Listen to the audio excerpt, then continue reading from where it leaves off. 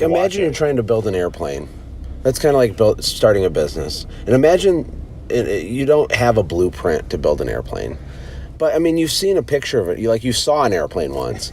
Like, you've seen a successful business. You know that they're real. It's possible to put metal together and have it float in the air, right? Like, technically it's possible. So then you just get to hammering and whacking away on these aluminum. And you're like, a rivet? What's a rivet? And so you're like, I think you do it like this. That's how we build our businesses. And this is why you're going down the cliff. Right. Exactly. Cliff, right. Jump off the cliff and build the plane on the way down. Welcome to the Quick Talk Podcast with Joshua Latimer, where we discuss business, life, family, faith, struggle, fire, pain, and ultimately winning. It's time to take massive action. Look, I can't work harder on your life or business than you do. It's ultimately all on you. You know, God created all the food the birds would ever need, but he doesn't put it in their nest. You've got to go get it. 10 out of 10 people die. So how about doing something today that actually matters while you still can?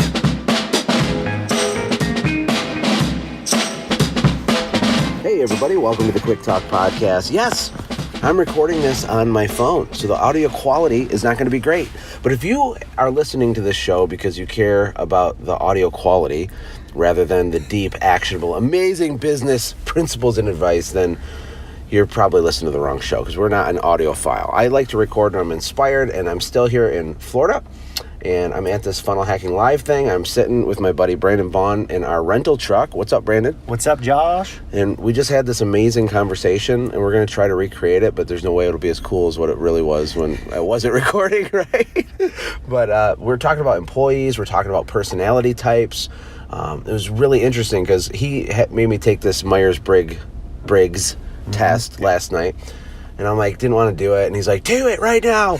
And I did. And they ask you all these weird questions, and it's actually free. You guys can do it. Was it 16personalities.com or something? Yeah, I think so. Something like that. Google it, and you can take it. It's like 10 minutes, and then it tells you everything about yourself in a way that really freaks you out. And it was really accurate. So then, like, I was reading Brandon's, and then I was reading Derek's, and then I sent it to my wife, and then she sent me her results, and we're like, what? No way. And she's like, no way. And I'm like, I know, right? It was crazy. But I think it's interesting because when we're trying to build a company, it requires a team. And this morning's session at Funnel Hacking Live was by Alex Sharfin, who's had, I think, more than one $20 million business. He's in the inner circle with Russell, too, and he's just super smart. And he had this framework called the Billionaire Code, or what's it called? Something like that. And it's talking about the stages of business. And it's kind of like the 5 stages of business that I talk about here, but deeper and more applicable to just kind of like any industry and stuff. But essentially the bottleneck is your team. It's how do you get to this spot where you can eventually pivot and start developing people around you? And why do some people never get there? And I don't know. What are your thoughts? One of the things I think that is missing, it was missing for us for a long time, was actually very similar to a Myers-Briggs-esque test. There's several of them out there. There's the DISC test. You go to Higherbox. Patrick Vatlin has this really fantastic, personality, jobs, careers assessment test. One thing it made me realize is that we had a lot of people in our company that were very loyal. They loved our brand. They loved what we did. They loved everything about our company, but they weren't on the right seat in the bus. Right. You know, their personalities just didn't mesh up with that exact position that they were in. And in some cases, I mean, I had to learn some really, really hard lessons by putting people in the wrong position because it didn't match up with what their talents were. You're setting them up to fail, right? Yeah, you are. So, I mean, I think as you become more of a leader and have developed more of a CEO mindset, which for me was really, really difficult because I liked being friends with like all of my employees, you know. That was probably one of my biggest problems. Well, one of the personality traits in your thing, it wasn't like that you're a pushover, but it's deeply important to you that people like you and that they feel understood by you and like you really care about people. And makes it hard when you have to drop the hammer or do a CEO thing. Yeah, and it took a lot of development and working with mentors and coaches to be able to overcome that. The thing about personality tests is you're not a box. You don't fit inside of a box. I mean, they are fun to read because there's a lot of like really amazing similarities that make you say, oh my gosh, that is me. But there's also a lot of things that you can overcome and identify as weaknesses in yourself that you can train out of your personality. Yeah, you said that last night. You're like, Josh, no, you're misunderstanding. You can change your personality. And I was like, no way. It's like hard-coded to your DNA. It is what it is. And we like argued and you won, and it was obvious because even as I look back in my life, I was totally different when I was 18. Yeah. I had similar, I can see how I was heading down the entrepreneurial path without realizing, like there's undertones that are true, like that are solid, but like the way I was has changed a lot. Yeah. Think about year one when you first got into business. Oh yeah. And, it's a combination of, developing yourself into be a better leader. And, because at the end of the day, that's what your role is on the bus is you got to be the leader, the guy driving the bus and making sure that all of your employees keep their hands inside the windows and, right. Stop throwing paper balls at each other and, keep it down back there. But, at the end of the day, that's what your role is as the bus driver. And I think that, there's a lot of entrepreneurs out there that don't understand how to drive a bus. They've never had the training. They've never had the coaching. They've never had the understanding that you got to check your rearview mirrors. No, I'm going with this analogy super deep, okay? No. I think you're right. But I don't necessarily think that the reason people haven't thought this stuff through is because they're lacking training. It's because they're a bit too busy. They're full of busy work doing all the wrong things. Like they're not stepping back, creating space, zooming out, looking at their company and thinking about these things because they're inside of it, running around like a maniac doing all the stuff. Yeah, I agree, absolutely. And for every single person, it's going to be different. For me, I'm speaking from personal experience that it was a training issue because I didn't realize, I didn't know what I didn't know until I started working with a mentor.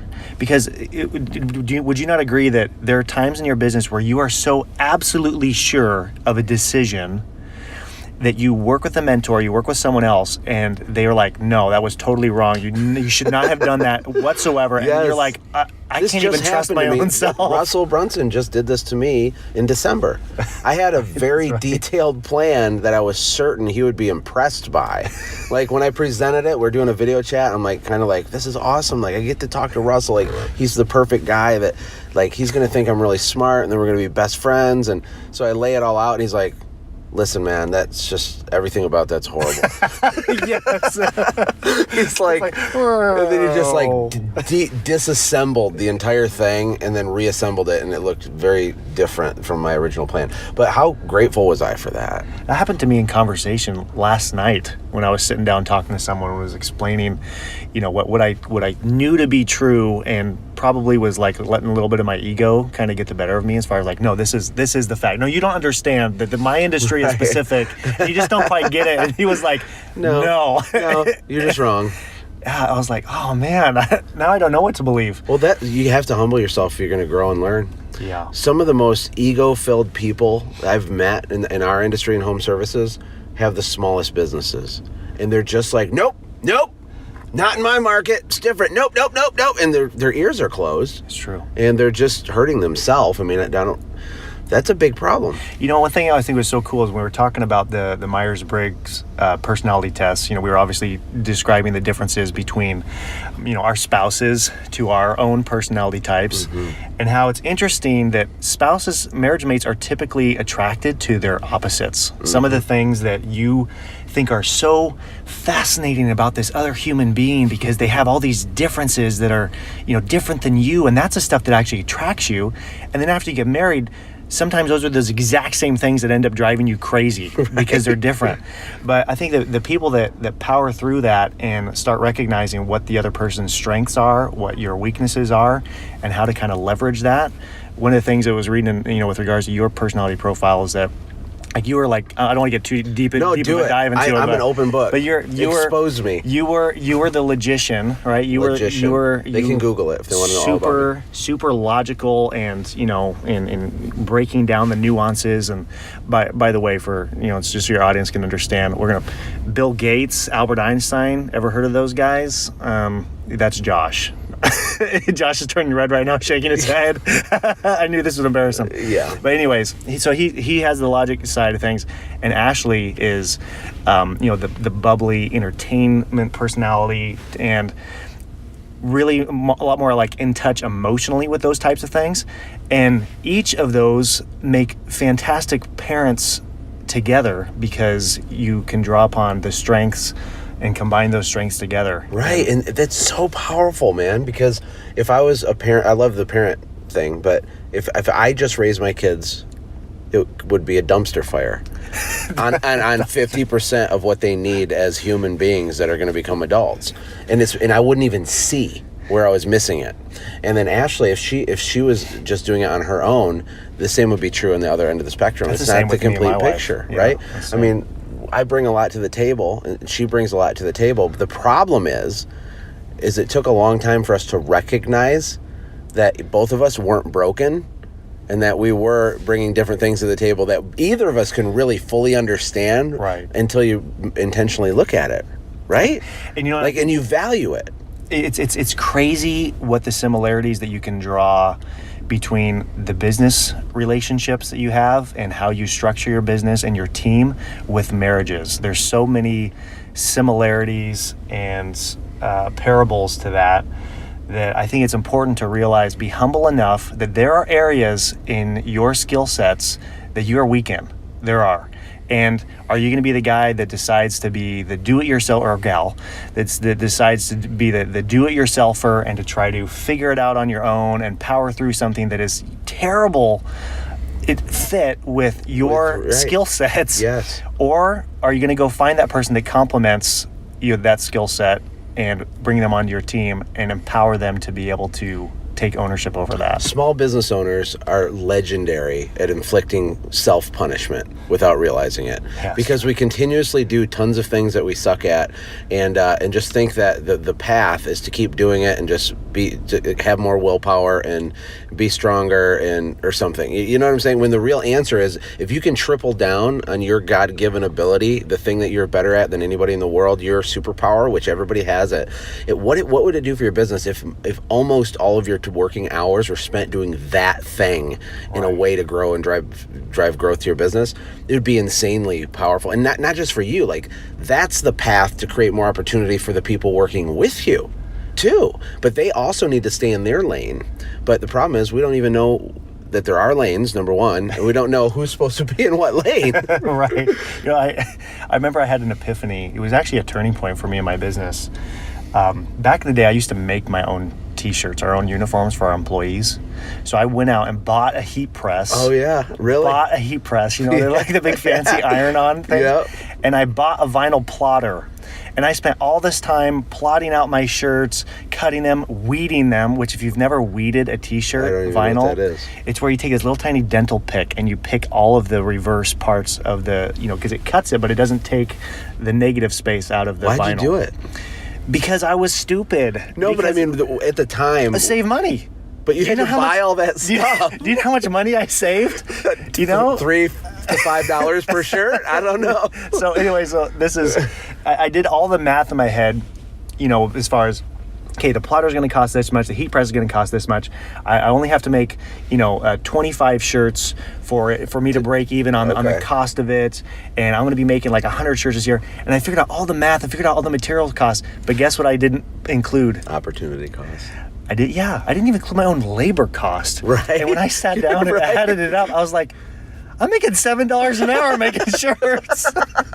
Like, if I was to pay someone, I'd be paying someone awesome. $7 an hour to make these shirts. Like that was the big epiphany where I stepped back, because I've done all my own design work, my website work, like my all of those things, and it was all under the guise of saving money, because I pinch those pennies. The second I started letting go of those things, my business doubled. The second I stopped clearing out all that clutter and saying, yes, I can design this stuff, but I'm going to hire a designer. Yes, I can make my own shirts, but I want to, by the way, that was like the easiest decision on the planet when I realized I was making shirts for, I think actually it's less than $7. Well, this is like a fundamental problem with so many people in my community is that they think to grow the business they have to be they have to pinch pennies or save $1 here or be efficient. I was talking to someone about this. And be masters of all the skill sets too. Yes. Because it's cheaper if you do it yourself, you think, which is, and you wind up with an inferior outcome, and it's not cheaper. Like for graphic design, which by the way is the thing that we loathe about the customers that just would rather pressure wash their own driveway. We're like, you are so stupid. You would not hire a professional to do this, but yet in our own business, we will sit there and do things that is not our profession and not our experience because we want to save money. Right, you want to save money and design your own logo, and it looks like 1998 clip art. Yes. And you're like, you have so much pride in the fact that you did it, right? But this ties in nicely to Myron Golden's talk yesterday. Myron Golden is also in the inner circle, and he's just a really accomplished business person. He's done very, very well. And he's just really cool. I think he's amazing. I've mentioned him on the podcast in the past, and he gave this presentation. Now, he started out, he had polio as a kid, so he's got a brace on his leg, and he kind of hobbles around on it. And so when he walks on the stage, he's hobbling around, and he tells everybody his story. But he got married young, and he said he was so poor, he was pitiful poor, which is where you're so poor that poor people feel sorry for you. Right. And he got a job for $6 an hour driving a trash truck. And he has this book called From the Trash Man to the Cash Man. Yeah, it's like such a catchy book. It's so cool. But he's talking about these 4 levels of value, 4 levels of making money. And when you were just talking, it reminded me of that first level, which was implementers. And so the lowest form of money making that you can possibly have is if you're the person doing the thing, right? If you're the person doing the thing, that's implementation. And the only thing you can use to implement something is your muscles. So if you look at like labor jobs, people that dig ditches, or the people that work for the people, your employees, they're doing the deliverable. They're mowing the lawn, building the retaining wall, lifting the heavy thing, carrying it over there. So anyway, implementation is what we do with when we try to do everything. When he was doing the t-shirts, he was forcing himself to live in the lowest possible way to make money that exists on the planet. Isn't that interesting? Yeah. I mean, what did you think about that? Because he in summary, there's a ceiling of like maybe $80,000 a year in income for people that are implementers. Which is true. I mean, and the 80,000 are the ones that, maybe like in the union trades, maybe you get the one or twos that could make 6 figures. Yeah, but they work 7 days a week or something. Right, yeah. Lots of overtime. But yeah, that was the ceiling. But what I thought was cool was the other 3 levels. Was that you have this first level where you kind of cap out at 80K, but the second, I'll just read through all 4 levels. So there was, the bottom one was implementation that uses your muscles. The second level, which is 1 tier higher, which society views as a higher value. Because what he said nature is nature views it. This is like the natural order. Right. Because what he said is that it's not that what those people are doing are not important, or because everything depends upon the muscles and the implementation. They're all important. Society depends upon that. Otherwise, it would not function. Right. However, it places a higher value. Nature places a higher value on the other levels, which the number 2 level was unification, which is managers, people that can manage and prevent the implementers from killing each other. Just like really when you do the bus analogy, I view the driver of the bus as kind of like maybe your ops manager or your manager, telling the kids in the back to stop throwing spitballs and stuff. Like that's like semantics or whatever. But yeah, like if you're herding cats and running around and making sure people, follow protocol and you're managing, but that has a cap on it too, right? He said, if you're a manager at Taco Bell, you make like maybe $40,000.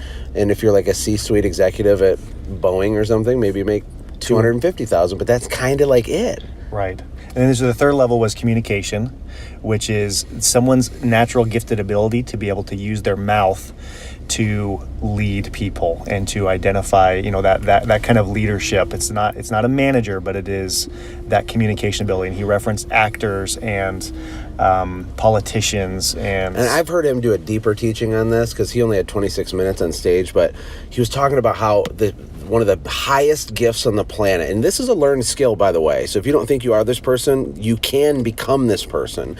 You might be more inclined to it naturally, but these are learned behaviors. You can ascend up through these 4 levels.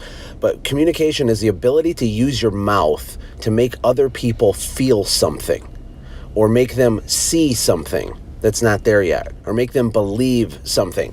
If you do that, the sky is the limit. In fact, what does he have for the income limits for communicators? It starts at about 100,000, but it can go up to 100 million. 100 million, and it's true. Yeah, annual income. Yep. And then the top tier that he had, which starts at $1 million and goes up into the multi-billionaires, he classified as imagination. These are people that have harnessed the power of the mind and money as well. You know, they have the wealth to be able to invent the ideas and come up with these crazy schemes, big like visions. Walt Disney with Walt Disney World, right? And huge this visions, empire of things, and also have the capital to be able to. But they can literally see it before it exists. Yeah, they see it. And he told this story about Walt Disney. No, Russell did. But Walt Disney on his deathbed, someone interviewed him and laid in the hospital bed with Walt because Walt was really sick. And Walt spent the whole interview explaining to him what Disney was going to look like this property. You know, they have all these different areas, the Animal Kingdom and the Universal Studios, and they have Hollywood. I don't know what all it is, but he saw it before it was done. And then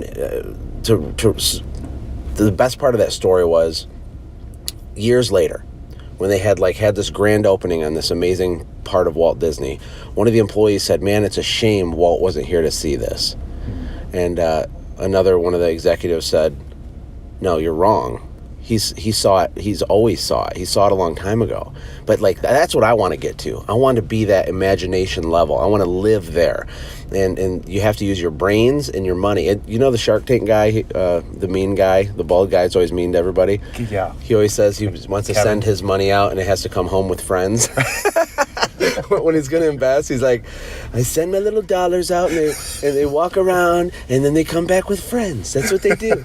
But he's operating, whether you like him or not, has no bearing on any of the truth of this at that level. It's fascinating. But we're all running around cleaning carpets, mowing lawns, and trying to sharpen our blades ourselves for our lawnmower because we save $6 when we need to be ascending up to from implementer to manager, then to communicator, and then to Imagineer, right? Right. Yeah, and I think that was the hardest rut for me to get out of, was down in that implementer stage. You have to force yourself out of it. You have to force yourself and take all these, because I think getting out of each one of those levels requires a massive leap of faith that you can do it, and it requires the vision to be able to look ahead and say, "Yeah, I will make this work. I have no option. I'm just going to make it work." And having that mindset, to me, is everything. And that's what he was kind of, that's the whole purpose of his thought. That is why podcasts like this change people's lives. That's why the internet has changed people's lives. Imagine 30 years ago, everybody, you had this rough idea of you'd like to have this big business. You picture yourself as successful, but you don't know the path. And so when Brandon's saying it's a leap of faith, it's absolutely true, because you're stepping into the unknown. You haven't done it before. There's not life experience to kind of reassure you. But with the internet, with the free resources available, we're literally telling you what to do. We've both had a lot of success. We're at an event learning from people who are far beyond anything me and Brandon have accomplished, and they're telling you step 1, step 2, step 3, step 4. Now, you still have some risk and all that, but you have literal validation in a roadmap to do it. So if you choose to, you can pivot right now. You can pivot tomorrow morning. You can wake up and say, "I'm not making my own work shirts anymore. I'm not doing it. Yes, it makes me nervous. I don't want to waste the extra $6 a shirt, but I'm going to trust that these people that are teaching me this stuff are right." And you can start to ascend up. That's amazing. If you can't make it in business in America in 2018, how utterly screwed were you at any other time period in history? Well, I don't know. So I'll play devil's advocate. No, I was passionate. I felt it. Fake validate me. I felt it. I'll play devil's advocate with this point. we live in an information age that is almost too much information, because you have so many different places where information is coming at you with differing opinions and different views and different suggestions and different philosophies, that I think that a lot of people, myself included, can suffer from analysis paralysis, where there's so many choices and so many paths and so many different people telling you what's the best way, that in the information age, now anyone can be an expert if they have a keyboard in front of them, because you don't know what their business is like behind the scenes. That's true. You don't know what, you don't know if they're showing you their highlight reel, they're showing you all the highlights, but they're not showing you that their profit and loss is, 3% net profit for the entire year, and they're in debt up to their eyeballs with regards to their company. And I think that's a really big challenge, that is a real problem that business owners face right now, is that there is no real clear path. I call it the keyboard warriors. Yeah. And I also mentioned how the world is not suffering from a lack of opinion. I don't think we have information overload. My opinion is that we have opinion overload. The hard part is parsing out. That's true. Yeah, that's a mind bond, right? That is, yeah. But because I talked about this in a previous episode recently, but it's hard to parse out competent quality advice from an opinion, because it all kind of looks the same when you're looking at a list of different things. And the analogy I use is someone will go into a forum online and they'll ask a question: should I buy this piece of equipment? Should I hire the employee? Should I fill in the blank with a thing? Right. And it's like 500. And I said Facebook needs to have like a Carfax thing next to people's profile picture, next to a comment, where you can like click it and it's like, are these guys verified? No, you're good. Do this. This guy's got it. He's legit. But you don't know. Dude, that's a genius idea. I know. There's two things that I just took from that sentence, because you dropped two huge value bombs. The first one was, we don't live in an information age, we live in an opinion We don't age. have information overload, we have opinion overload. Okay, I'm going to print that on a shirt. I have a machine to do that at home. Do it yourself to save money. Print that shirt out, let me tell you. And then the second part is just, we need to have a company that pre-vets people's experience and, not status. What's the word I'm looking for? Competence for that. Competence, because you don't have to have some huge gajillion-dollar business to competently answer a question, but you do have to have already done that thing successfully.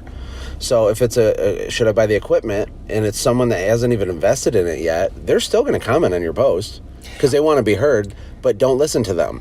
I think what drives a lot of people to do that, and this is probably a personality type thing again, what drives a lot of people to do that is that people will downplay others and will bash on others because it makes them feel good about the decisions that they've chosen in their life. Yeah. It strokes their own ego. There's no other purpose for bashing others and for talking down on what someone else's decisions are, except it just validates in their own head that I made a good choice. I made a good choice. Yep. And I'll tell you, you guys will find this out, but if you want to change your life, and you start thinking positive, and you start making positive posts on Facebook, and you start naming your shot, saying, I'm going to double my business, I'm going to do this. You start living like that, what happens is, in a sea of 5'10" people, you become 5'11". And the crowd will try to pull you back down. And I've experienced it. You try to help, you try to serve, and what happens is you, without meaning to, you alienate the people who are in a rut and aren't willing to change, who have shame because they're not living anywhere near their potential. And so instead of themselves being convicted and changing and going for it and aligning themselves with these ideas, they want to try to disrupt your thing, right? If they can keep you at their level, then everything's okay. It doesn't expose their lack of growth. But that's changing, man. There's a movement happening in the service industry. I agree. There's so much, there's a lot of young people coming in. They're growing companies quickly. Some of the old schools of thought in terms of equipment or process or sales, all that stuff's changing. And there's a new generation of people coming up, man. They're doing stuff. And even the people you were at the Automate, Grow, Sell experience, these people are hungry. And it's not perfect, but they're hungry and they're doing it and they're taking risk and they're networking and they're forming mastermind groups and they're buying information. And in summary, I wanted to mention one more thing that I got from Funnel Hacking Live so far that I thought was huge. And the advice was this: get yourself one mentor. And it ties in perfectly to what Brandon was just saying. It's not that you might have 3 people that are competent, and all 3 of them will give you a different answer. And it's not about finding the perfect answer. It's about laying a path for yourself and then walking down the path. And if you have one mentor, and this is really what I did with Russell, right? So I was like watching the Gary Vee video and watching this and watching internet marketing things, and I'm on email lists for these software companies. And I'm trying to piece together what's the path for me to take Send Jim to 10 million. How do I do this? I haven't done it before. It's noisy, right? It's noisy out there. And I just don't do that at all. All I've been doing for the last 6 months is doing what Russell says. Doesn't mean everything that he says will be perfect, but I'm going to be 50 steps further ahead because I have clarity and I'm executing on the clarity, right? Yeah. Well, that's that Dr. Theodore Rubin. Yeah, he's quoted in this book that I read. It was called Overcoming Indecisiveness. And what it said, the failure of a decision has little or nothing to do with the actual choice that you make. The failure of the decision is directly proportional and traceable to lack of dedicated commitment. So when someone makes it, is vacillating between two decisions and then goes with one, but then doesn't commit to it. Right, because they're not sure, because they're second guessing. They're scared of screwing it up, right? Yeah, and so it just, oftentimes it doesn't really matter what you do. You just need to take the action, and you got to commit to it, because oftentimes that's what's going to make it successful, is you committing to it. You can still pivot and make little changes and things to your plan, but if you're going to say, I'm going to test this out, go all in with the test. And if it doesn't work, no problem. Move on to the next thing. I mean, you and I, how many times have we failed at testing out things that we thought would be brilliant? I personally haven't failed, but I understand what you're saying. I was almost there. No, constantly. That's the thing. And actually, my personality type, my biggest weakness is an extreme fear of failure, and it can paralyze you. And I've known that about myself for a long time. I am like way overthink stuff, believe it or not, right? Because I have to act really awesome on the show, so I can't ever appear weak in any way. But I do make decisions, and I make quick ones. And I learned a long time ago that the goal isn't to make a perfect decision, it's to make a decision at all. Make one. Try it out. Test it out. Make a decision tomorrow that you've been mulling over for a year, and just go with it. And like Brandon's point, you said a lot of fancy words when you were unpacking that, but it was a quote. It wasn't not my fancy words. No, it's a quote you're of a doctor. Trying to be cool. I get it. No, but I think your point oh shoot, I lost my train of thought. I don't know what I was going to say. My point is that, if you have two decisions, it's like dieting, right? There's a variety of diets out there. They'll have the science, the validity, the testimonials to back up every single one of them. But it's not true. All diets work if you can commit to them. All of them do. If you can, but that is the problem. My personal favorite. It doesn't matter which one you choose. If you can't commit to it, you'll fail. It's profound. It's simple. Most of the most powerful stuff is simple. It's that entrepreneurs especially have a unique ability to overcomplicate the most simple thing ever. But my favorite diet is the tapeworm diet. Have you heard of that? The tapeworm diet. You just eat a tapeworm, and it does all the work. It's amazing. It's true. It works too. It does. It does work. Oh, anyway, guys, I hope you enjoyed our random conversation. We're having so much fun, and all I want to do is add value to you, value to your life. I want you to get what you want. You don't have to have a business the size of Brandon's. You don't have to compare yourself to other people. In fact, you shouldn't. It's all a waste of time, and you won't be happy when you get there anyway if you do that. What I do want you to do is clearly define your why, your mountaintop, your outcome. I want you to achieve it. I want you to move towards it imperfectly, and I want you to get in community with us, whether it's in the Automate, Grow, Sell Bootcamp or you join the free Facebook group, The Growth Vault. Be around like-minded people. Start calling your shots and go for it, because we're here to support you. We're not going to tear anybody down, because you can do this. There are a lot of people significantly dumber than you listening to this who have already achieved 10 times more than what you've achieved so far. Wrap your head around that, right? It's because they're taking action and they're just imperfectly making decisions. I also want to invite all of you to make sure that you pop your email address in over at supermarketingcourse.com. I'm going to be doing a teaching webinar approximately a week from today. That's going to blow your mind. And I'm going to teach you, I'm not just going to show you what's in the super course, because that's important, because we're going to release that and launch it, and you're going to want that. But I'm going to teach you exactly why, and these are simple principles too, by the way, but why is it that some businesses do more revenue in a month than most people do in an entire year? What are those little differences? And there's some mental things, there's some financial things, there's some understanding of numbers things. I'm going to break it down, demystify it for you, and share that with you. But you do need to pop your email in there at supermarketingcourse.com. It's going to be amazing. Brandon, what do you think about the super course while I got you? I think it's incredible. I mean, I think the coolest thing about it is you get the perspective of about, how many teachers do you have on there? 14 or 15? 15 or 16, yeah. Yeah, so you have all these different perspectives, and every single one is kind of an expert in a little niche or have a really unique perspective, but it's all one huge overarching strategy that, for me, I wish you would have made this 6 years ago, because the principles, my mind is melting as far as how much information and value in there. It's tremendously valuable. I mean, honestly, words don't describe it. Well, it's like, imagine you're trying to build an airplane.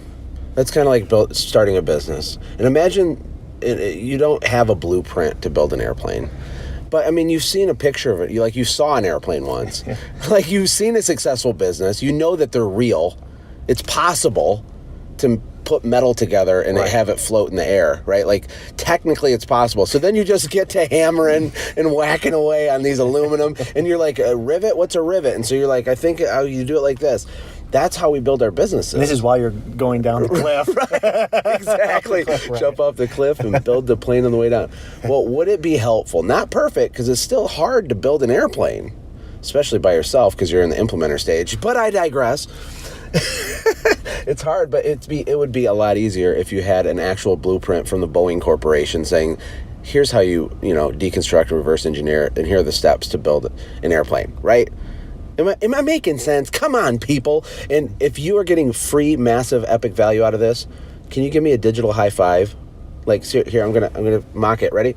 That's me high-fiving you right now, because we need to grow the audience by 10 times this year. And don't be an information hoarder that's greedy. We put these out every day. You need to share them with the people around you that need this information. That's you being generous, and the universe will reward you for your generosity. So share it, like it, give us an iTunes review. Please, please, please post a link to your favorite episode in a Facebook group. Tag people in it that need to hear it. Go on LinkedIn. Do something awesome. I will send you a cookie or something, or at least give you a digital high five. I appreciate your time, Brandon. My pleasure. I think we got to get back in here and get some more mind bombs going for ourselves. What do you think? Let's do it. Let's do it. Hey, listen, take care, everybody. God bless. Hey, thanks for hanging out, friends. And from all of us here at the Quick Talk Podcast team, we hope you loved today's show. We hope that you were inspired to become a doer and not just a listener. Apply what you've heard today in your own business and watch things change for the better. Lastly, remember that all the money in the world can't save your soul. Seek first the kingdom of God, my friends. We'll see you next time. For more information about the Quick Talk Podcast or Joshua's other businesses, visit our website, quicktalkpodcast.com. Have a blessed day.